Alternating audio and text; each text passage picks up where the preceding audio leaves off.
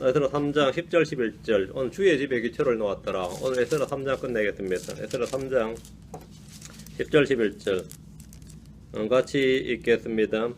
그들이 계열대로 주께 찬양과 감사를 드리며 함께 노래하였으니 이는 그분께서 선하심이 이스라엘 향한 그분의 긍휼이 영원하기 때문이라. 주의 집에 기초가 놓였으므로 온 백성이 주를 찬양하며 매우 큰 소리를 내었더라. 10절을 제가 안 읽었네. 11절만 읽었네. 여기 보면 오늘 주의 기초를 놓았다. 주의 집에 기초를 놓았다. 주의 집에 기초가 놓였으므로 이렇게 됐죠. 오늘 주의 집에 기초를 놓았더라 합니다. 주의 집에 기초를 놓았더라. 이제 잠깐 기도하고 시작하겠습니다. 주 하나님 감사합니다. 주께서 함께 하셔서 도우셔서 오늘 주의 말씀을 공평하게 쏟아부어 주시고 또 주를 아는 지식에 점점 자라나게 하시고 성경을 통해서 우리와 함께 일하시는 하나님, 또 우리를 통해서 일하시는 또 주 하나님의 역사를 잘 배울 수 있도록 도우시고 마음에 큰 은혜와 기쁨을 누리도록 인도해 주시옵시고 저희가 주와 함께 일하는 그런 성도를 되도록 도와주시옵소서. 참 주를 위해서 힘써 일하고 또 주께 영광을 돌리는 그리고 주께 보상을 받고 그런 은혜를 입는 그런 성도를 다 되도록 복 주시옵소서. 주의 성기도합니다. 아멘. 예. 오늘 말씀은 주의 기초를 놓았던 사람들에 대해서 주의 집의 기초를 놓았던 사람들에 대한 이야기입니다. 돌아온 유대인들은 주의 전을 건축하기 위해 모였고 자원 헌물을 드렸습니다. 자원 헌물을 드는 원칙은 지난 시간에 했습니다. 자유롭게 자기의 능력에 따라 합니다. 자기의 능력에 따라 합니다. 성전 건축을 위해 물질을 드렸습니다. 성전 건축은 민족적 국가적인 힘을 지켜야 되는 큰 사역입니다. 모든 사람이 한마음 한뜻이 되지 않으면 시작하기조차 힘든 일이었습니다. 솔로몬 때는 다윗의 통치 40년 동안 힘이 축적되어 있었고 필요한 모든 것이 준비되어 있었지만 지금 이 스룹바벨 성전은 70년 동안 포로로 있다가 이제 갓 돌아온 상태. 그러니까 아무것도 준비가 안 된 상태였습니다. 아무것도 준비가 안 된 상태였어요.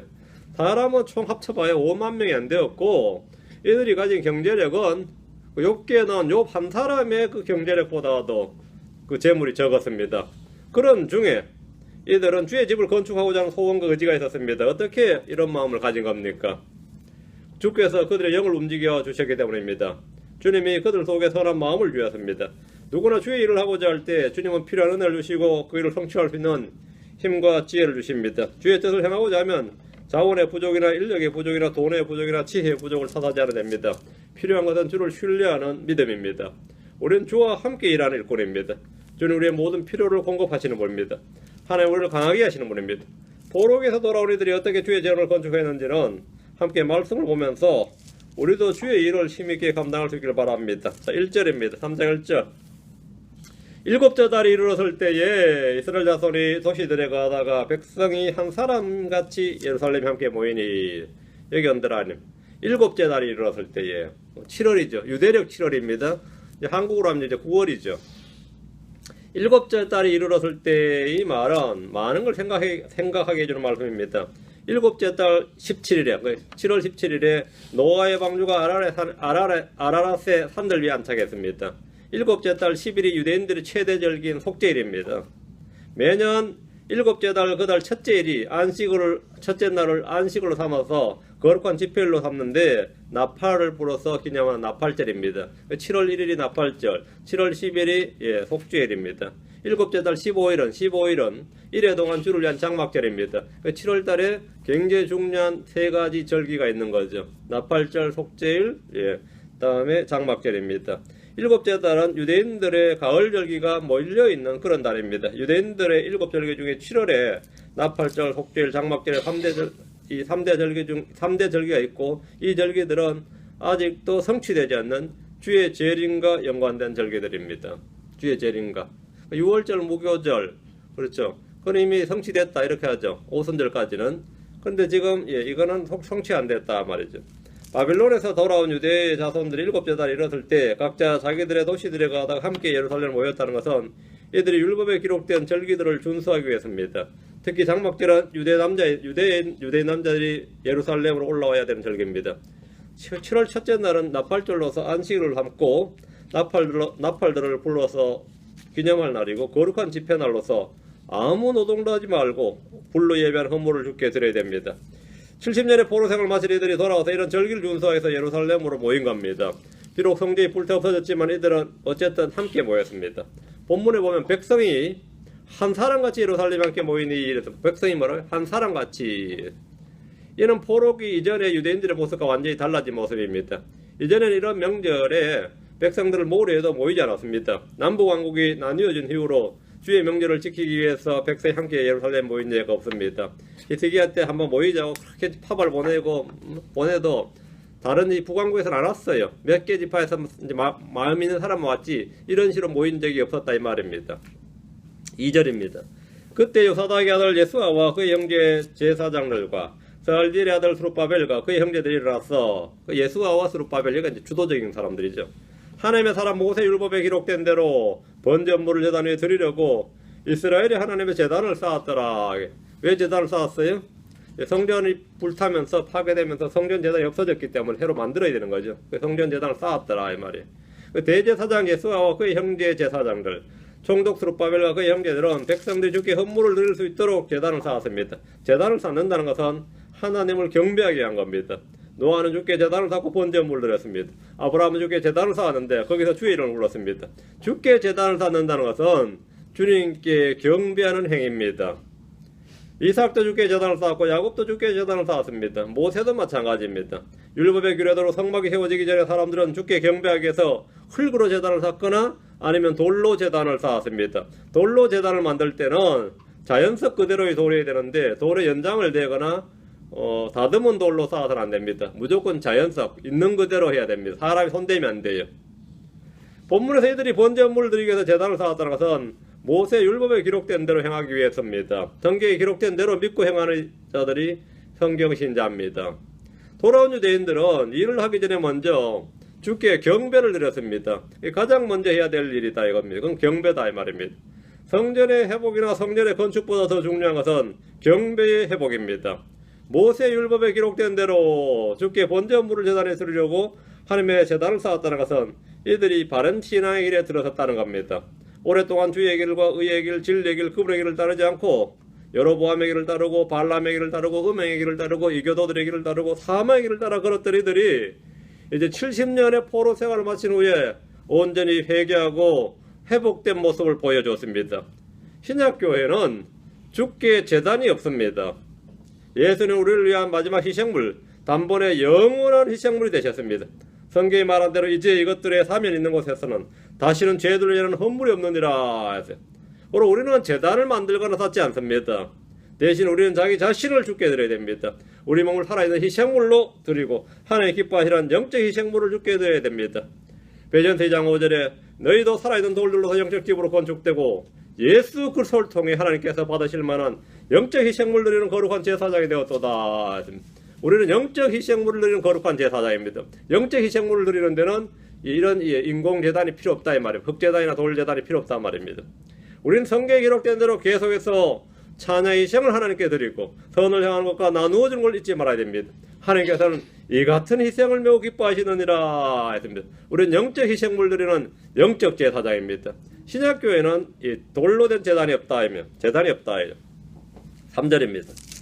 그 지역들의 사람들로 인하여 그들에게 두려움이 임하였으므로 그들이 제단을 그것의 기초에 세우고 그 위에 주께 번제물을 드리되 아침 저녁으로 번제물을 드리며 아침 저녁으로 번제물을 드렸다.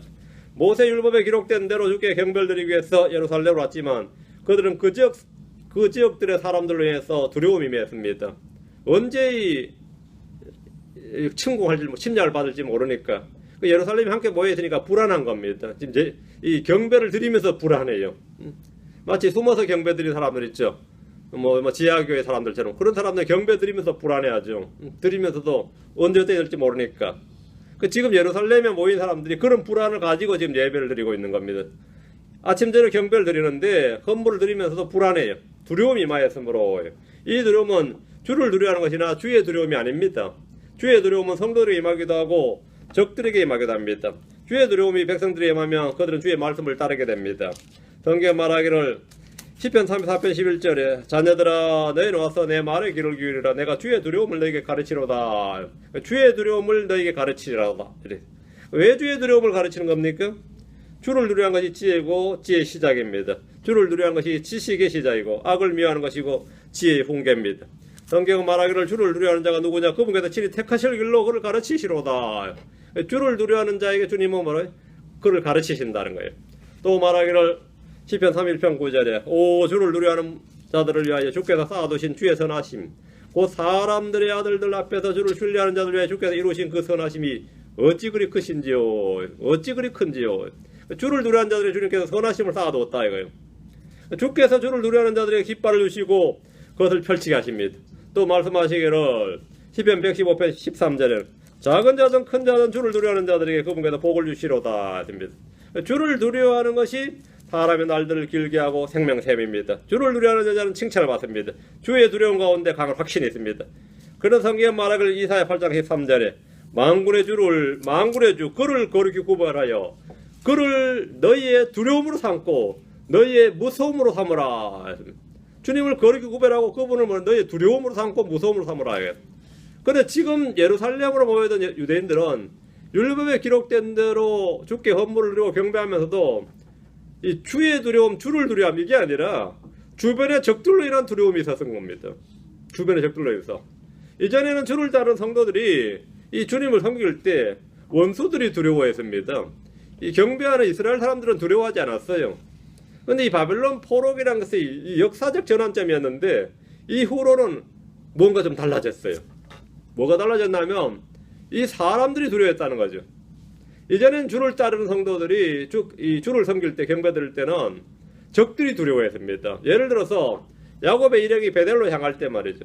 베델로 이동할 때 그들의 사방의 도시들 위에 하나님의 두려움이 임함으로 그들이 야곱과 야곱의 아들들을 추격하지 못했습니다. 아사 왕이 전쟁할 때 주의 두려움이 그랄 주변의 모든 도시에 임했습니다. 여호사밧 왕 때 주의 두려움이 유다 주변의 땅들의 모든 왕국에 임함으로 그들이 여호사밧과 싸움을 하지 않았다는 기록이 있습니다. 적들이 두려워했다는 거죠. 그런데 지금 본문은 정반대로 이스라엘 사람이 함께 모이니까 유대가 전부 예루살렘 모이니까 주변 도시들의 두려움이 임해서 침략하지 못하더라 이게 아니라 이 모인 사람들이 두려워하더라 이거죠. 모인 사람들이 뭔가 거꾸로 된 거죠. 이전과 뭔가 거꾸로 된 겁니다. 본문은 정반대로 유대인들이 주께 경배를 드리러 모였는데 헌물을 드리면서 이 두려움이 있었습니다. 그러나 예루살렘으로 모여든 유대인들은 두려움으로 인해서 주께 경배를 드리는 일을 중단하지 않았습니다. 그들은 두려움 가운데서도 제단을 세우고 그 위에 아침 저녁으로 주께 헌물을 드렸습니다. 이 어려움 속에서 주를 섬기고 경배하는 일은 성도들의 의무요 특권입니다. 자, 위험. 주를 섬기는 일이 내게 불이익이 닥치고 내게 위험이 닥치고 그것이 나에게 두려움이 되고 나에게 막대한 나나 나의 가족이나 내 주변에 어떤 재앙이 될 수 있다는 이런 것을 가지고도 주를 섬긴다 이러면죠. 그게 진정한 신앙입니다. 그게 진정한 신앙이에요. 이제 오늘날 미국에는 지금까지 완전한 종교의 자유의 보장으로 인해서 이 예배드리는 일이 두려울 일이 없었어요. 근데 이제 앞으로 얼마 지나서 지금 시작됐는지 모르지만 예배드리는 일이 내 일상에 아니면 내 신상에 이 상당한 위험이 닥치는 일이에요. 얼마 남지 않았다 이 말입니다. 이게 얼마 남지 않았다 이거죠. 그런 가운데도 주를 섬기고 경배 아침 저녁으로 날마다 주를 섬길 수 있느냐 이 말입니다. 기도하는 일이 두려운 일이 되고 기도하는 일이 두려운 일이 되고 예배드리는 일이 두려운 일이 되고 함께 모인 일이 두려운 일이 되고 그런 가운데 주님을 섬겼다. 이것이 돌아온 유대인들의 일이었습니다. 초대교회 크리스천들은 언제나 적들의 그 위험 속에 노출되어 있었습니다. 그들이 함께 모인다 예수를 부른다 이것은 일명타진을 당할 수 있는 이건 완전 한꺼번에 몰살당할 수 있는 위험이었어요. 초대교회 유대인들은 그랬습니다. 예수를 믿는 순간부터 그들은 동족들이나 이교도들로부터 위협을 받았습니다. 주의 뜻을 행하는 일이 두려움과 위험이 동반되는 일이라는 사실은 우리가 늘 겪는 현실이었습니다. 사도 바울은 말하기를 고린도후서 7장 5절에 우리가 마케도니아에 이르렀을 때 우리 육체에 안식이 없었으며 우리가 사바에서 고난을 당하여 밖에는 싸움이 있었고 안에는 두려움이 있었노라 하십니다. 야, 바울 같은 사람도 이런 게 있었나 싶죠? 다 있었습니다. 다 있었어요. 밖에는 싸움이 있었고 안에는 두려움이 있었노라. 그 가운데 주를 섬겼다는 겁니다. 바울은 언제나 평강과 기쁨 가운데 주를 섬긴 것이 아닙니다. 그는 고난 속에서 두려움 가운데서 주를 섬겼습니다. 말씀을 선포하고 주의 뜻대로 사는 삶에는 필연적으로 고난과 위험과 두려움이 동반됩니다. 고난과 위험과. 여러분이 그런 거 전혀 없다는 것은 삶이 굉장히 나태해졌다 이런 뜻입니다. 다른 거 없어요. 굉장히 나태해졌다 이런 말이에요. 고린도서 11장 23절에 27절에 그들이 그리스도의 사역자냐 내가 어리석은 자처럼 말하라 그래 나는 더욱 그러하도다. 내가 수고를 더욱 넘치도록 하고 매도 지나치게 맞고 감옥에도 더 자주 갇히고 여러 번 죽을 뻔하였으니 내가 유대인들로부터 마흔에서 하나 뺀 매를 5번 맞았으며 3번 몽둥이로 맞고 1번 돌로 맞고 3번 파선을 당하여 한밤과 한낮을 기품 속에 있었으며 자주 여행하면서 물들의 위험과 강도들의 위험과 내 동포로 인한 위험과 이교도들로 인한 위험과 도시에서 위험과 강야에서 위험과 바다에서 위험과 거짓 형제들 가운데서 위험을 당하였고 위험이란 말이지 몇 번 나오는 거예요. 계속 위험 속에 처해 있었다 이거예요. 또 지치고 아프고 여러 번 밤을 새우고 굶주리고 목마르고 여러 번 금식하고 추위를 당하고 헐벗었노라. 이게 주를 섬긴 사람입니다. 이것이 신약의 크리스천들이 주님을 어떻게 섬겨야 되고 어떻게 따라야 될지 모본 본으로 제시된 사람입니다. 다 나를 따른 자처럼 되라. 나를 따른 자가 되라. 바울이 이랬다는 겁니다. 이것이 신약 성도들이 주님을 따르는 본으로 제시된 바울의 모습이었습니다. 이것이 바로 주를 섬기는 자들이 당하는 일들이다 이 말입니다. 이 가운데서였다고요? 이 가운데서도 아침 저녁으로 다니엘도 마찬가지였습니다. 그가 기도하는 일은 그에게 상당한 위험이었습니다. 위험이었어요. 그 삶 자체가 위험이고 존재 자체가 위험이었단 말이에요. 존재 자체가 위험이었다요. 근데 지금 우리가 맞아 그런 사람들이 됐다. 세상에서 전염병 같은 자가 되어서 말이죠. 전염병 박멸해야 됐잖아요. 크리스천들은 이 세상에서 살 가치가 없는 자들이다. 이런 인식이 지금 세상 사람들 속에 지금 퍼지고 있습니다. 그런 여론을 확산시키기 위해서 굉장히 좀 언론이나 정치나 종교인들이 그 일을 하고 있습니다. 기독교인들은 다 말 살아야 돼. 이거는 안 하는데 기독교 근본주의자들은 다 말 살아야 된다. 이런 인식은 벌써 많이 퍼져 있습니다. 어느 종교나 근본주의자들은 없애야 된다. 근본주의자라는 게 뭡니까? 성경에 기록된 대로 믿는 사람입니다.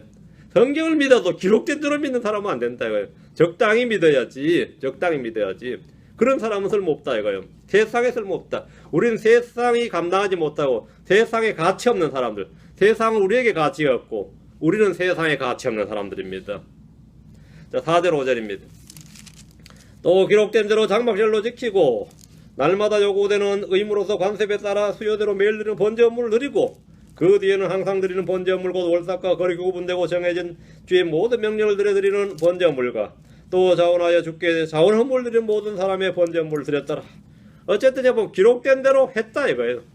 기록된 대로 그들은 드렸더라. 기록된 대로 했다. 기록된 대로. 이게 가장 중요한 겁니다. 성도들의 모든 신앙은 기록된 대로 옵니다. 자기 생각대로 자기 좋은 대로 아니에요. 사람들 시키는 대로도 아니고 기록된 대로예요. 기록된 대로. 우리의 믿음은 기록된 대로입니다. 우리가 하는 모든 것은 기록된 대로예요. 예루살렘에 모인 유대인들은 모세 율법에 따라 절기를 지키고 번제물을 드렸습니다. 핵심은 기록된 대로입니다. 기록된 대로. 이들은 모세 율법에 기록된 대로 장막절을 지키고 매일 드리는 번제물을 드렸습니다.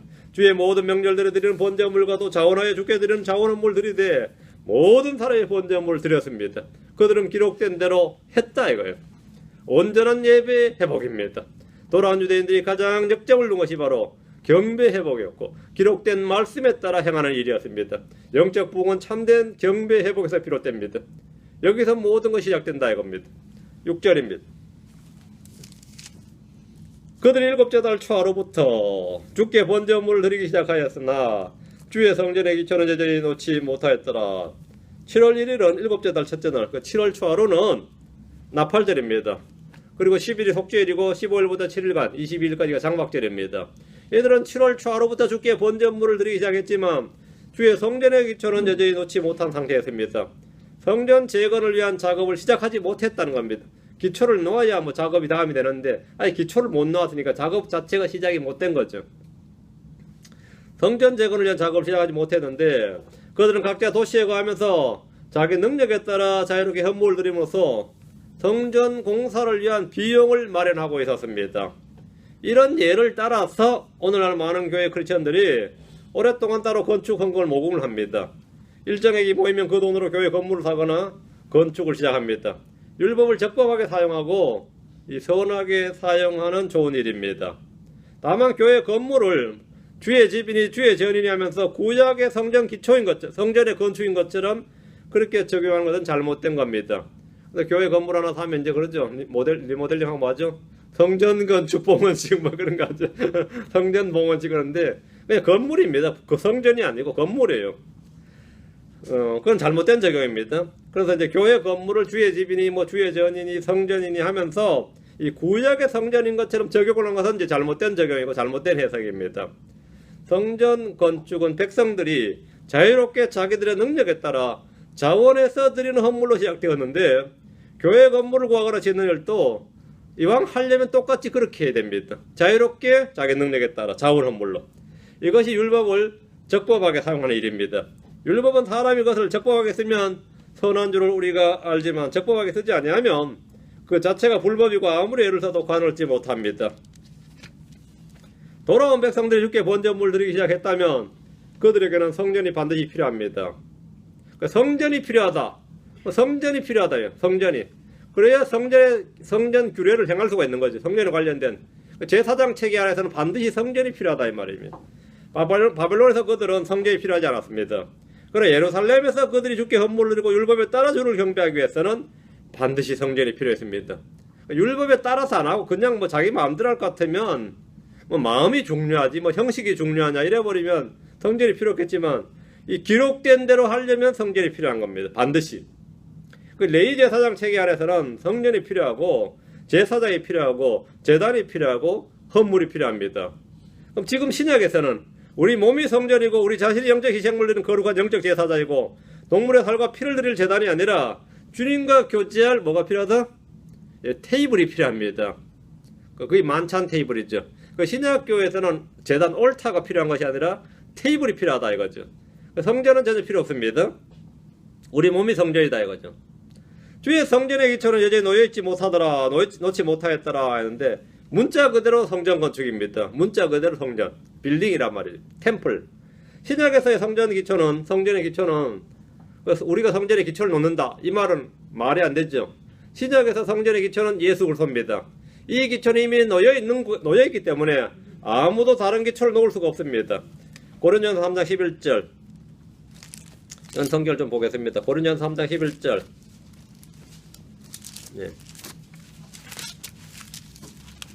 고린도전서 3장 11절 아무도 이미 놓은 기초 외에 능히 다른 기초를 놓을 수 없나니 이 기초는 예수 그리스도시니라.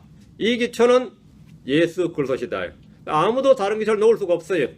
아무도 놓을 수가 없어요. 이미 놓여 있습니다. 이 기초는 예수 그리스도시니라. 우리는 이 기초 위에 우리 자신을 세워야 됩니다. 이 기초 위에 무엇을 놓아야 될지 우리는 주의해야 됩니다. 우리는 다른 기초를 놓을 수가 없습니다. 뒤로 갑니다. 디모데후서 2장 19절. 디모데후서 2장 19절. 예. 그럼에도 불구하고 하나님의 기초는 확고히 서 있고 거기는 주께서 자신의 백성인 자들을 아시느니라 하며 또 그리스도 이름을 부른 자마다 굴복에서 떠날지어다는 글이 담긴 봉인이 이 봉인이 있느니라. 하나님의 기초는 확고히 서 있고 하나님의 기초는 서 있다 이거예요. 확고히 서 있다요.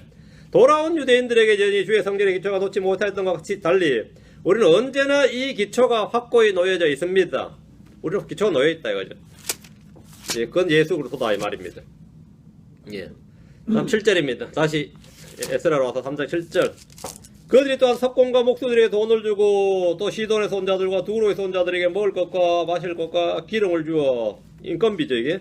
자기들이 페르시아 왕 고레스로부터 허가받은 대로 백향목을 레바논에서부터 욥바의 바다까지 가져오게 했더라.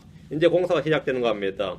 주의 전을 건축하기 위해서 석공들과 목수들을 고용했습니다. 석공과 목수하면 이제 건축가들이죠. 이제 이 사람들이 공사하는 거죠.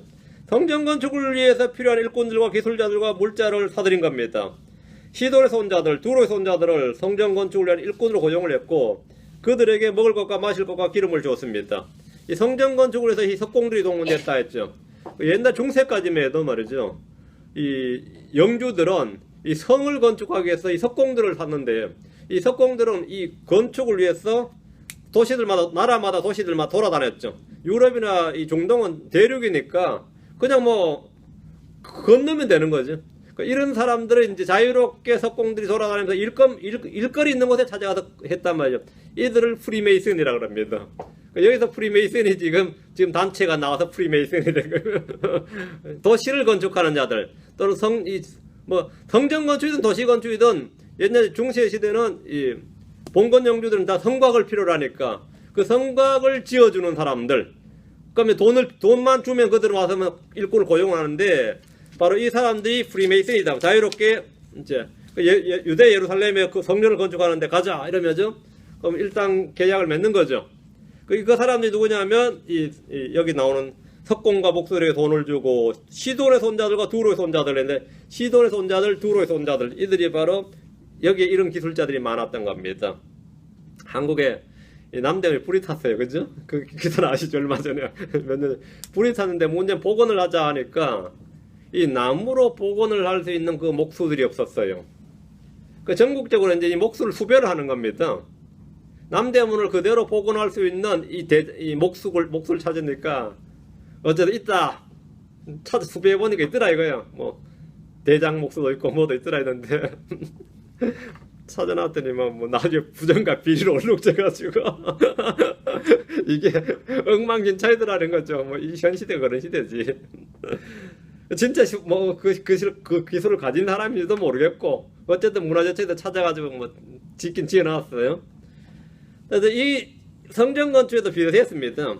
그래서 이 유대인들이 이제 고용을 하고 그들에게 먹을 것과 마실 것과 기름을 줬어요. 이거 일당을 준 겁니다. 또 레바논에서 요바의 바다에까지 100향목을 가져왔습니다. 이 100향목이 성전 이제 건축 주된 목재가 되는 거죠. 그 이제 뗏목으로 옮기는 거예요. 뗏목으로. 이것도 거대한 공사입니다. 한국에서 이제 숭례문 지을 때는 이 함경도에서 뗏목을 해서 동해로 띄운 겁니다. 그래서 서울 청계천을 했다 해가지고 하는데, 지금 생각하면 그게 어떻게 가능했는지 모를 만큼 옛날에 잘 했다 그래요. 근데 지금 그 기술이 없어요. 그 띄워가지고 했는데, 이 요바의 바다까지, 맞죠? 요바의 바다까지. 예, 레바논에서 요바의 바다까지 지금 목재를 나르는 겁니다. 성전 건축의 이 대공사가 이렇게 시작했어요. 망대를 짓거나 성을 하나 세우기 위해서도 미리 앉아서 그것이 충분한 비용을 다 계산합니다. 혹공사를 진행하다가 자금이 모자라 완성하지 못한다면 조롱을 받기 쉽습니다. 근데 이들은 자원 업무를 얼마나 모았는지 몰라도 일단 일을 시작을 했어요. 시작했습니다. 8절. 이제 완공을 해야 됩니다. 시작을 했으니까. 이제 그들이 예루살렘에 있는 하나님의 집에 다다른 뒤 둘째 달에 스알디엘의 아들 스룹바벨과 여사다의 아들 예수와 그들의 형제 제사장들과 이 사람들 중 남은 자들과 포로 생활에서 벗어나 예루살렘에 다다른 모든 사람이 일을 시작하고 주의 집에 일을 진척시키기 위해 20살이 넘은 레위 사람들을 임명하니라. 그러니까 이제 이 레위 사람들은 전부 다 일꾼으로 다 동원된 거죠. 그 5만 명 정도가 귀환을 했는데 자원한 사람들 전부 다 하고, 특히 이 스룹바벨 집안 사람들, 그다음에 예수와 제사장 가족들, 레위 사람들은 총동원이 된 겁니다. 포로 생활에서 돌아온 사람들도 일을 시작을 했습니다. 예수와 스룹바벨이 중심이 되고 동원 가능한 모든 백성들을, 동원 가능한 인력을 총동원하는 거예요. 그래서 성전 건축에 투입을 합니다. 이 일을 위해서 20세 이상의 레위 사람들이 임명되었습니다. 레위 사람들은 주의 집을 위해 일하는 사람들로서 제사장 집합니다. 성전에서 제사장으로 섬기는 일은 30세 이상이 되어야 되지만 집을 건축하는 데는 20살 이상이면 충분합니다. 이는 군대로 징집되는 나이가 20살 이상이기 때문입니다. 인구조사 때도 20살 넘는 자들은 다 주께 헌물을 드렸고 성소의 세계에 따라 반세계를 냈습니다. 반세계씩 냈습니다. 20세 이상을 전부 다 임명을 했다. 자, 9절입니다. 그때 예수아와 그의 아들들과 그의 형제들과 감미엘과 그의 아들들과 유다의 아들들이 함께 섰어 하늘에 비어서 일꾼들을 독려하니 곧 헤나단의 아들들과 헤나다스의 아들들과 그들의 아들들과 그들의 형제의 레위 사람들이라. 성전 건축에 적극적인 사람들이 몇몇 기록되어 있습니다. 예수아와 그의 아들들과 그의 형제들, 감미엘과 그의 아들들, 유다의 아들들이 성전 건축에 가장 적극적이었습니다. 이들은 일꾼들을 독려하면서 일을 했는데 조금이라도 더 빨리 성전 건축의 기초를 놓고 싶고 완공하고 싶어 했기 때문입니다. 주의 집을 건축한 일은 단순한 그냥 건물 공사가 아닙니다. 유대인들에게 성전은 율법 준수의 핵심입니다. 신약과 달리 구약은 성전이 없으면 제사장 체계 아래서 받은 율법을 거의 준수할 수 없게 됩니다. 경배와 헌물을 드리는 것과 같은 율법 준수는 모두 성전과 연관되어 있습니다. 제사장 체계도 성전과 연관되어 있습니다. 성전이 없으면 레위 사람들은 존재 의미도 없게 됩니다. 레위 사람들은 성전 없으면 아무것도 아니에요. 성전 없으면. 성전은 하늘의 주 하나님께서 이 땅에 거하시는 장소입니다. 이 말이 보통 말이 아니에요. 오늘 우리가 주님이 이 땅에 어디 가시냐 하면 주의 집이라고 그러죠. 집은 집마다 주소가 있는데 그 예루살렘 1번지 하면 그게 성전이란 말이에요. 그 옆에 누가 왕궁이 있어요. 만약 오늘 우리 주소로 한다면 원 쓰고 예루살렘 하면 그건 성전으로 가는 거예요. 그렇죠? 그럼 하나님의 집 주소가 땅이 어디냐고 하면 예루살렘 1번지요. 2번지가 왕궁이죠. 자, 그런데 거기에 문자 그대로 그 집이 주의 집이었다는 겁니다. 주님이 진짜 그 주의 집이 그냥 상징물로 건물로 그냥 사람들이 이걸 주의 집이라 하자 해가지고 만들어서 있는 게 아니라 그렇게 지은 건물에 주님의 영광과 주의 임재가 있었다는 거예요. 그 백성들 중에 누가 주님 한번 보고 싶다든가 주님 한번 체험하고 싶다 그러면 그리로 달려오면 돼요. 그러면 진짜 주의 임재를 몸소 여러분이 뭐 수련회 가서 대굴대로 안 굴러도 돼. 불 안 받아도 된다고. 거기 가면 돼요. 거기 가서 성전 뜰에만 가서 성소로 들어가면 뭐가 되는 거죠? 이거는 뭐 진짜 이 신비한 힘을 진짜 영적인 힘 하늘에 하나님이 계신다는 것을 뭐한가요? 이건 온몸이 느껴요. 온몸이. 그 예루살렘 사람들에게 아니면 유대인들에게 이 성전은 그냥 이거는 상징적인 건물이 아니다. 불교도들에게 말이죠. 뭐 여러분 뭐 어떤 뭐 그들 신성 얘기는 잡니까? 무슬림들에게 지금 메카 있죠. 뭐 오줌 뭐 사고 난 거 있죠. 사우디아라비아에 그런 데 가면 지금 왜 그 사우디아라비아에 그렇게 돈 들어간지 아세요? 그 무슬림들이 거기 가면 그 사람들 한번 변화봤습니다. 거기 뭐가 있는지 모르는데 거기 한번 다녀온 사람은 몇 년 정도는 말이죠. 사람이 변해요. 그래서 남편이 술주정뱅이인 이 무슬림이면 마누라는 집안 사람들이 힘을 합쳐서 돈을 모아서 이 남편을 거기 끌어가는 겁니다. 그래서 그 수만 명, 수백만 명 있는 그 메카에 가가지고 한번 뭐 하루에 5번 절하고 막 빙빙 돌고 뭐 이렇게 가가 돌아오면 사람이 달라져 버린다 이거예요. 그래서 그들이 뭔가 신비한 체험을 하고 오는 겁니다.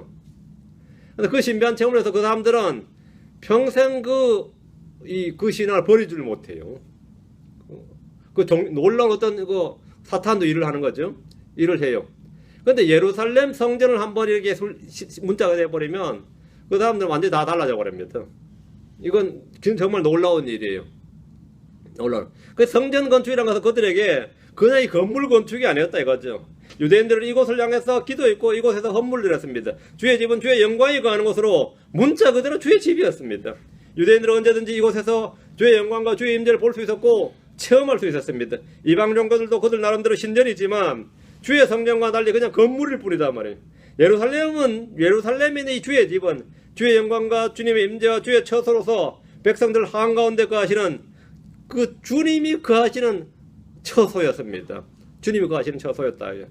그렇다면 지금 이 시대 주 하나님은 어디에 거하시는 겁니까? 어디에 거하시는 거예요? 예루살렘에는 성전이 없습니다. 지금 성전을 지었다 해도 거기는 그런 솔로몬 성전 때처럼 그런 주의 영광의 임재가 없다 이 말. 그냥 성전일 뿐이에요. 그냥 성전일 뿐이다 이거예요.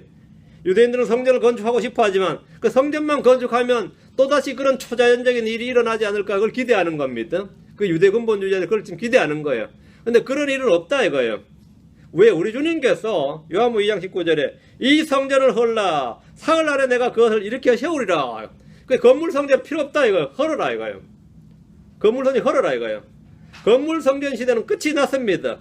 사도행전 7장 48절에 이걸 한번 봅시다. 사도행전 7장 48절 50절 스데반이 지금 성전이 눈앞에 있는 데서 이 예루살렘에서 이런 설교를 했어요. 그게 맞아 죽을 일이었지 이거는 무슨 진짜 돌에 맞아 죽을 일이었어요. 사도행전 7장 48절 50절 유대인들 앞에서 성전을 이렇다고 말하면 안 되지. 그런데 스데반은 진리를 지금 말한 겁니다.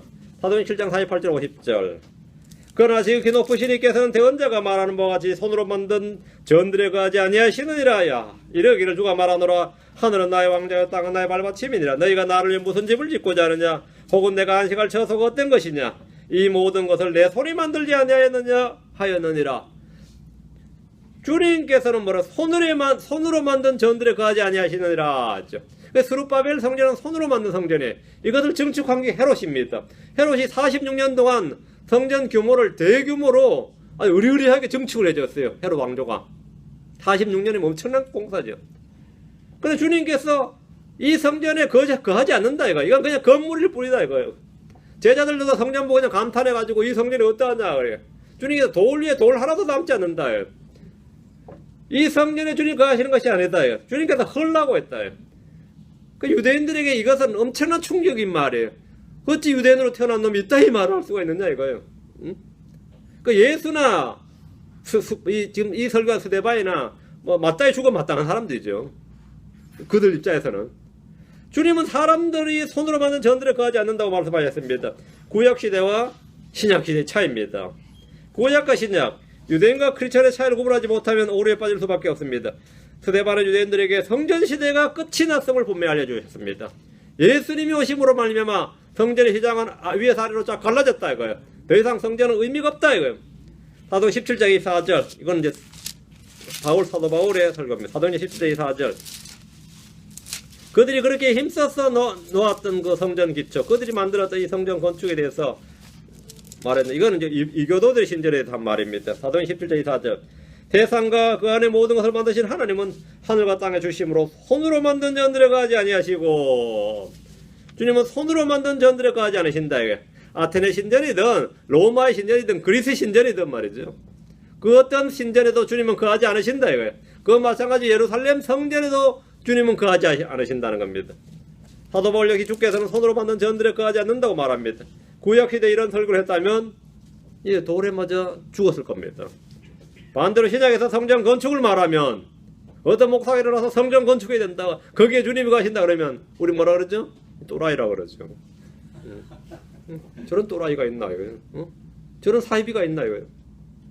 성전 건축, 성전 봉헌, 뭐 제단을 쌓자. 여러분 제단을 뭐 아침 제단을 쌓아라 뭐라 그럽니까? 여러분 새벽 기도도 새벽 기도라고 그러지 않고 뭐라죠? 아침 제단을 뭐 새벽 제단을 쌓는다 그러잖아요. 원무 제단을 쌓기는. 어쨌든 간에 말은 그렇게 하잖아요. 그죠? 그럼 우리는 뭐라냐? 또라이구나. 정도로 생각하는 거죠. 그죠? 그건 완전히 거짓말쟁이단 말이죠. 예수님의 몸이 성전이고 크리스천의 몸이 주의 영이 가는 성전입니다. 자, 10절로 갑니다. 건축자들이 주의 성전의 기초를 놓을 때에, 건축자들, 이제 이들이 이제 프리메이슨이라 그랬죠. 시돈의 손자들입니다. 건축자들이 주의 성전의 기초를 놓을 때에 제사장들은 자기들 옷을 입고 나팔을 들고, 아삽의 아들들 레위 사람들은 심볼들을 들고 이스라엘 왕 다윗의 규례대로 주를 찬양하되, 모세의 규례대로 이래 안 돼 있고 다윗의 규례대로 했죠. 성전에 대한 규례는 다윗이 확립을 했습니다. 다윗이 성전을 만들려고 마음을 먹었기 때문에 이제는 성막만 있었기 때문에 성전에 대한 규례는 없었어요. 다윗 시대에 비로소 성전에 대한 규례가 세웠는데, 다윗은 왕 겸 제사장, 다윗은 유다 지파인데도 왕이었고 제사장이고 대언자였습니다. 그 제사장을 임명을 할 수 있는 왕이었어요. 모세가 그랬습니다. 아론이 대제사장이죠. 아론을 대제사장 임명한 사람은 모세죠. 그 모세와 다윗은 삼중직분을 다 가지고 있었어요. 건축자들이 주의 성전의 기초를 놓을 때 제사장들과 레위 사람들은 차장을 했는데, 제사장들은 자기들의 옷을 입고 나팔을 들었고 아삽의 아들들 레위 사람들은 심벌들 들었습니다. 이들은 다윗의 규례대로 주를 찬양했습니다. 다윗은 성전 건축을 계획했을 뿐 아니라 제사장 제도를 정비했고 규례를 정해주었습니다. 다윗은 성전 성가들을 조직했는데 시와 노래를 지었을 뿐 아니라 직접 악기를 만들었습니다. 다윗이 음악에 대해서는 거의 천재였어요. 오늘날 치면 뭐 베토벤급이었다 이 말입니다. 그 뭐 노래 짓는 거는 뭐 수시로 지었고, 여러분 시편 보시면 아시겠지만 노래는 수시로 지었고, 그 구약의 모든 역사를 말이죠. 시로 다 해서 백성들에게 노래로, 이 노래를 부르면 너희들은 신앙은 다 완성된다, 이렇게 만들어준 사람이 다윗입니다. 그 애들 때부터 이 노래 불러, 이 노래 불러라면, 이 노래 부르면 구약의 창세기부터 역대기까지 전체가 뭐가 되는 거예요? 다 이게 성립됩니다. 이게 이 다윗의 위대한 점이에요. 다윗이 위대한 점. 그 다윗의 시편을 졸졸 외우거나 노래하면, 여러분이 뭐 한국의 직장인 사람들은 뽕짝을 외워야 돼요. 이러면 수련회를 가든지 야유회를 가든지 뭐 기차를 타든지 무엇만 하면 하투한 치매의 뽕짝을 불러요. 한국 사람들 특징이 희한하더라고요. 그와 마찬가지로 유대인들은 말이죠, 어릴 때부터 시편을 외워야 됩니다. 시편을 외워야 돼. 근데 그 시편을 외우면 사실은 그 시편을 외우고 그 시편에 기록된 말들을 자기 가사대로만 음미하면 신앙은 제대로 확립이 됩니다. 확립이 돼요. 이 다윗의 규례대로 주를 찬양했다 이런데, 다윗은 성전 성가대를 역사상 가장 많이 동원해서 4,000명을 성가대원으로, 요즘 뭐 아무리 큰 교회에서 성가대 만들어도 이렇게 못 만들 겁니다. 4,000명을 성가대로 조직했는데, 시와 노래를 지었을 뿐 아니라 악기를 직접 만들었습니다. 악기 제작에 또 능했습니다. 다윗은 성전의 문지기들을 찬양대원으로 삼아서 자기가 만든 악기들로 주를 찬양하게 했습니다. 역대기상 23장 5절에 또 4,000명은 문지기들인데 다윗이 말하기를 찬양하려고 내가 만든 악기들로서, 여러분, 찬양하려고 내가 만든 악기들로서, 다윗이 악기를 만들었다 이 말이에요. 4,000명이 주를 찬양하더라, 찬양하였다 했더라. 이는 역사상 최대 규모의 성가대원일 겁니다. 역대기하 7장 6절에 또 제사장들은 자기들의 직무대로 섬기고 레위 사람들도 주의 악기들을 가지고 섬겼는데 이 악기들은 전에 다윗 왕이 레위 사람들의 섬기는 대로 섬기는 일로 찬양할 때 주의 긍휼이 영원함으로 그분을 찬양하게 하려고 만든 것이더라. 찬양하게 하려고 뭘 만들었다? 다윗이 악기 만들었다는 거예요. 제사장들은 그들 앞에서 나팔로 소리를 내고 온 이스라엘은 서 있더라 했습니다. 오늘 우리가 갖고 있는 악기들 중에 상당수가 다윗이 만든 것일 겁니다. 사람들이 잘 몰라서 그렇지, 서양 사람들은 자기들이 누가 만드는지 몰라서 그렇지, 다윗이 만든 전악기들이 거기서 파생해서 만든 게 지금 오늘날 대부분 다 서양 악기들 겁니다. 그러니까 이 엄청난 이야기입니다. 현으로 만든 악기들은 대부분 다 다윗이 만든 걸 겁니다. 그리고 이 금관 악기는 나팔들이 본래 했죠. 이 나팔들을 응용해서 만든 게 지금 여러분 만든 지금 대부분 이 서양의 말은 금관악기, 목관악기, 금관악기 할 때의 악기입니다. 다윗의 제는 음악사에서 이런 인물이 없는데 음악사에서 안 다루어지고 있지. 안 다루어지고 있습니다. 그래서 지금도 이제 못 만들고 있는 게 시편금 같은 건데, 지금도 유대에서 그걸 재복원해 보려고 그걸 어떻게 만들어질지를, 이 기록밖에 없으니까 아주 고증을 거쳐서 만들려고 애를 쓰는 게 그런 시편금 같은 겁니다. 그거 한번 만들려고 지금 뭐 만들었다는 소식도 있고 한데 모르겠어요. 다윗은 어쨌든 제사장들이 이제 많으니까 그들 계열들을 딱 만들어서 섬기게 했는데, 레위 사람들은 책무를 맡기고 문지기들도 그들의 계열대로 모든 문을 지키겠는데 성전에 관련된 모든 직무는 다 다윗이 제정했다는 겁니다. 역대기하 8장 14절에 하나님의 사람 다윗이 전에 그렇게 명령하였더라. 제사장들은 다윗의 명령대로 움직인 거죠. 본문에서는 다윗의 규례대로 주를 찬양하되, 이 말은 다윗이 성전에서 섬기는 규례를 정한 그대로 주를 찬양했다는 겁니다. 자, 11절, 에스라 3장 11절. 그들이 계열대로 주께 찬양과 감사를 드리며 함께 노래하였으니 이는 그분께서 선하시며 이스라엘 향한 그분의 긍휼이 영원하기 때문이더라. 주의 집에 기초가 놓였으므로 온 백성이 주를 찬양하며 매우 큰 소리로 소리를 내었더라. 드디어 주의 집에 기초가 놓였습니다. 파운데이션이 이제 놓인 거예요. 온 백성이 주를 찬양하며 매우 큰 소리를 내었습니다. 성공이 완공된 것이 아니라 주의 집에 기초가 놓였을 뿐이지만 백성들은 감격했고 흥분했습니다. 그들이 계열대로 했는데, 이 말의 계열은 다윗이 정해준 것이 이제 24계열 24반차라 그러죠.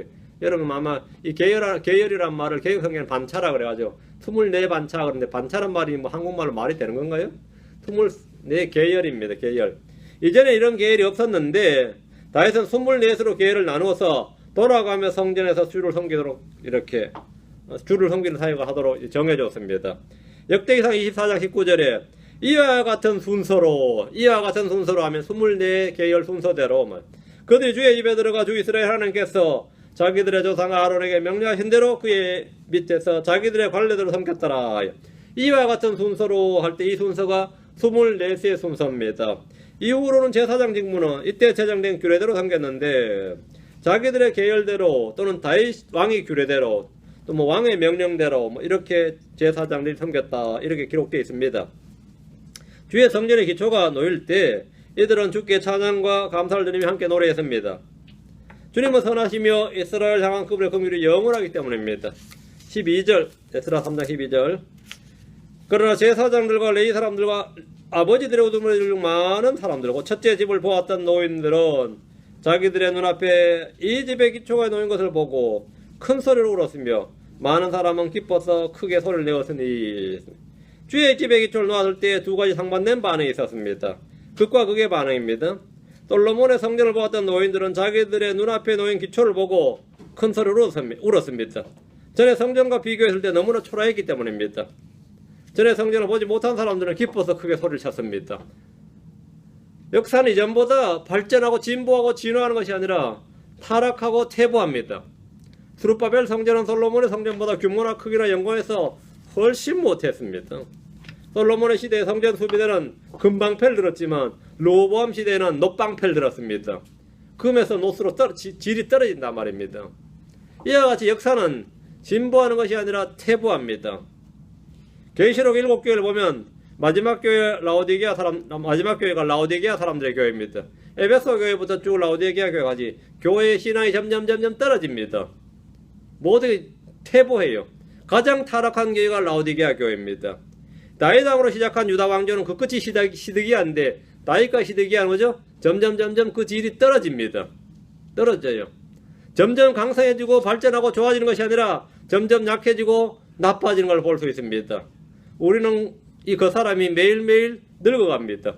어제보다는 오늘이 못하죠. 예. 오늘보다 내일이 못할 겁니다. 나아진다고 생각하는 사람 아무도 없을 겁니다. 아무리 예를 써도 안 될 겁니다. 이 엔트로피의 법칙이라고 모든 것은 쇠하고 낡아지고 점점 좋아지는 건 없습니다. 이 원리에 역행하는 한 가지가 딱 있는데 그 한 가지가 뭐냐면 우리의 속사람입니다. 우리의 속사람만 날이 갈수록 시간이 지날수록 점점 나빠지고 쇠해지는 게 아니라 점점 새로워집니다. 고린도서 4장 6절에 이런 까닭에 우리가 낙심하지 아니하노니 우리의 그 사람은 썩 없어져도 속사람은 날마다 새로워지는도다. 속사람은 날마다 새로워지는도다. 내 속사람은 점점 새로워지는데 이 그 사람은 점점 썩어가니까 어떻게 된 거예요? 뭐가 안 맞는 거죠. 안 맞지. 이렇게 안 맞으면 어떻게 살 수가 없어요. 살 수가 없으니까 내 몸이 죽어야지. 살 수가 없어. 내 몸이 죽어야지. 그래서 내 몸이 죽는 게 나쁜 게 아닙니다. 그건 왜? 새 몸을 입기 위해서 필연적으로 그 사람은 죽어야 돼요. 벗어야 된단 말이죠. 어차피 여러분이 계속 속사람이 새로워지면 여러분 스스로도 이렇게 빨리 벗고 싶은 마음밖에 없습니다. 다른 방법이 없어요. 빨리 벗어야지. 죽는 게 뭐라고요? 그건 복인 거다 이 말입니다. 그날을 간절히 고대하죠. 또 뭐 그럼 빨리 네가 죽어라 그러면은 섭섭하려나. 여러분이 뭐 암이 왔다든지 뭐 갑자기 왔다 그러면은 하나님께서 또 좋은 신호를 보내셨구나 이렇게 생각하고 기뻐하세요. 뭐 그것은 내게 이러실 수가 있습니까? 주님 뭐 그러고 막 그러지 말고 하나님께서 나를 오라고 사인을 보내셨다 이렇게 생각하면 되지. 그러면 암도 귀찮아서 뭐 잘 못 붙어 있어요. 이놈이 생각하는 게 틀리다 말이죠. 생각하는 게 틀려. 사람이 혼이 말이죠. 혼이 이 몸에 미치는 영향이 말로 못합니다. 죽음에 대한 어떤 자세를 갖느냐, 질병에 대해서 어떤 자세를 갖느냐, 내 마음 자세가 어떠하느냐에 따라서 모든 게 다 달라집니다. 여러분 다 달라져요. 근데 왜 이렇게 요즘 나 몸이 막 저리고 이러지?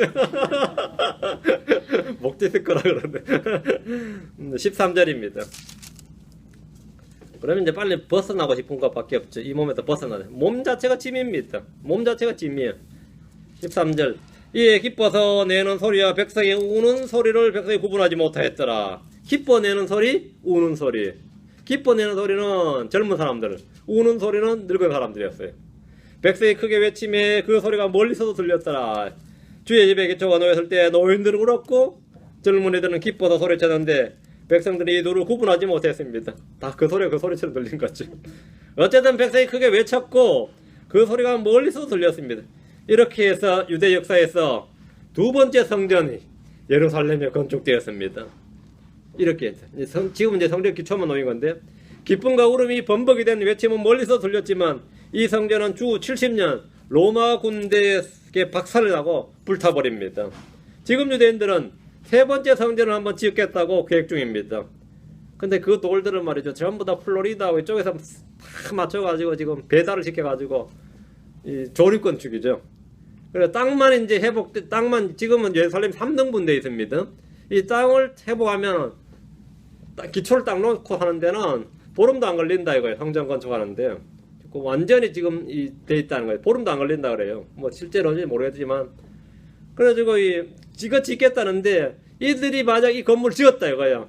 그럼 순례객들 떼돈 버는 거 순례객들 모아서 순례객들 얼마나 보고 싶어도 거기 한번 많이 가겠어요. 많이 가겠죠. 근데 사실 이 성전은 적그리스도의 성전으로서 적그리스도가 자신을 높여 하나님으로 보이는 곳입니다. 그 성전은 암술보험 성전이다 이 말입니다. 그리고 천연왕국인 성전이 에스겔 성전이 세워집니다. 천년왕 때 세워집니다. 신약시대의 교회는 땅의 건물 성전과 아무런 관련이 없습니다. 하나님께서 우리 속에 거하시겠다고 말씀하시고 우리 몸을 성전으로 삼으셨기 때문입니다. 우리 몸은 주의 영이 거하는 처소고 우리 안에 계신 하나님을 우리는 거룩히 구별하고 우리 몸을 거룩히 구별해야 됩니다. 이로써 에스라 3장을 마치고 다음 시간에 4장을 하겠습니다. 계속해서 성전 건축을 이제 이야기 이제 나오고 이 성전 건축에 대한 이제 갈등이 주변 민족들과 갈등이 이제 시작되는 장면이 에스라 4장입니다. 잠깐 쉬었다가 오늘 설교 좀 길었어요. 11시 다 돼가는데 11시 5분에 좀 쉬었다 11시 5분에 주일 예배 시작하겠습니다. 5분의 시간을 더 드리겠습니다. 기도하겠습니다. 주 하나님 아버지 감사합니다. 주께서 함께 하시고 도우셔서 오늘 주의 말씀을 공상에 쏟아부어 주시고 계속해서 말씀이 선포될 때 이 말씀들이 모든 성도들의 마음속에 마음의 창고에 마음의 보호 속에 가득히 쌓일 수 있도록 도와주십시오. 주의 영으로 충만한 시간이 되도록 도와주십시오. 감사님 주의 성기도합니다. 아멘. 마치겠습니다.